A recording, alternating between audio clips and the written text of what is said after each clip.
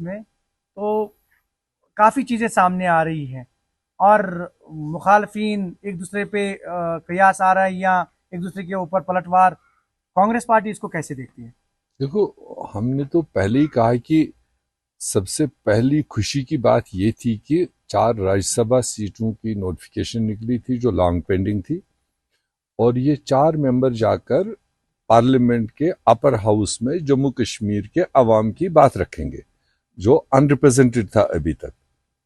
और उसके बाद साथ साथ जो कंपोजिशन यहाँ दिख रही थी उस हिसाब से तो चारों सीटें नॉन बीजेपी निकलने का पूरा उसमें स्कोप था। और जो रिजल्ट निकला उसमें 3 निकली और एक नहीं निकाल पाए। और उसमें मुझे लगा जो अभी रिजल्ट सामने आए, जो इल्जामबाजियां चल रही है, मगर बुनियादी तौर पर मुझे लगता है कि जो हमारी single largest party national conference है, जिनके हाथ में बागडोर है, उन्होंने उस चौथी सीट को संजीदगी से लिया नहीं। वो बहुत पहले से ही लग रहा था कि जैसे वो बाजी उनने मतलब छोड़ी हुई है। 3 की बात थी, चौथे पर उन्होंने कोई परस्यू नहीं किया। जिस तरह का आपने देखा, एक मेंबर असेंबली जेल में है, उसको पोस्टल बैलेट गया, किसी ने अप्रोच ही नहीं किया, वो मेंबर भी जरूरी था। 1-2 लोगों ने एब्स्टेन किया, वो भी नहीं होना चाहिए था, वो परसुएशन की बात थी।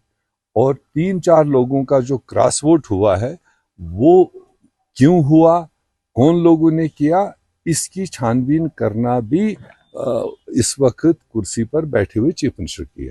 कि अगर उसने इनके साथ तालमेल बना रखा था, जैसे उन्होंने खुद ही बताया कि हमारे मीटिंग्स में आकर हमारे साथ खाना खाते रहे और हम ही को पेट में छुरा मार दिया, तो ये उनको ज्यादा बेहतर पता होगा कौन से वो चेहरे हैं, कौन से वो एलिमेंट है जिन्होंने साथ रह करके पीठ में छुरा मार दिया और वोट वहीं किया जहां उनको करना था।